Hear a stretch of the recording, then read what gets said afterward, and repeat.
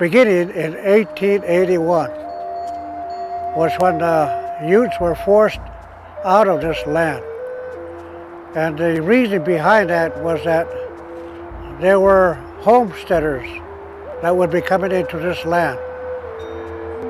It was all for the benefit of the homesteaders that the Utes were removed from here. But when you look at today, how it is today, the homesteaders, the migrators from outside is still coming. So they're still here. Each year we have population expansion, even in this valley.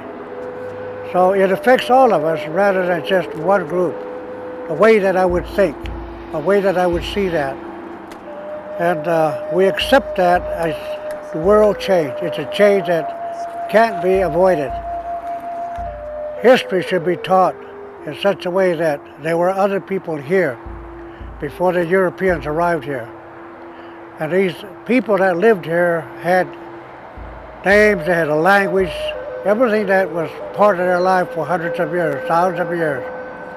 So we should all learn, or try to learn, about Indians.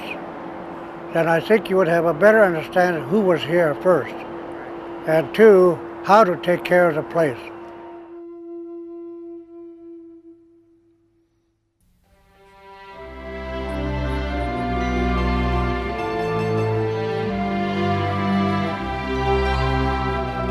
In about the late 1870s, my father's uncle came here from Italy seeking a better life and built a small hotel called the Star Hotel, which is where the Glenwood Canyon Brew Pub is now.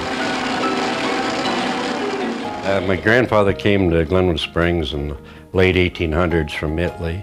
My grandmother was a Baca. She came over about 1890. They first came over, my grandfather was 14 years old. So, Mr. DeBeck, why does Carbondale call your grandfather the founding father of Carbondale?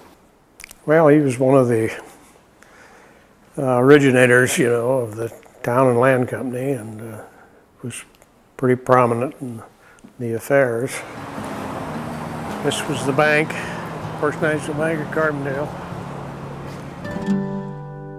When we come here, we was working on a ranch, and we got our living off of the ranch.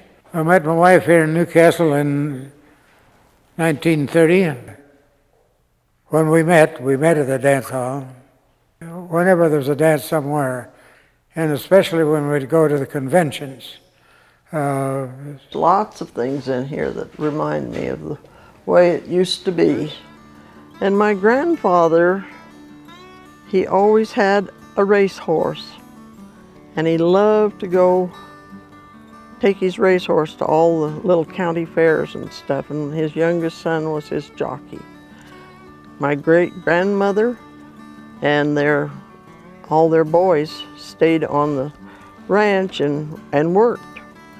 Well, they were out racing. Yeah. Everyone else worked. But he moved here because he just wanted to keep going west.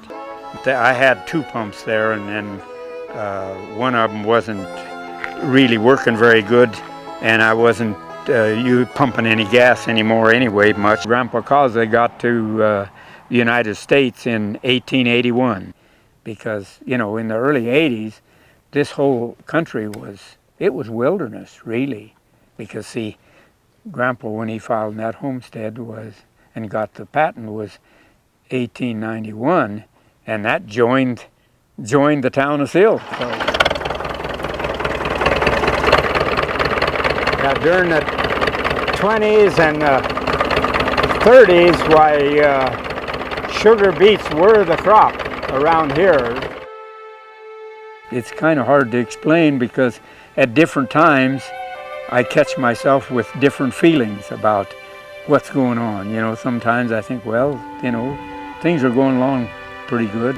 I've made some new friends, and still some of the old friends are still around kicking. And other times I get to thinking, there's no question, it has really, really changed.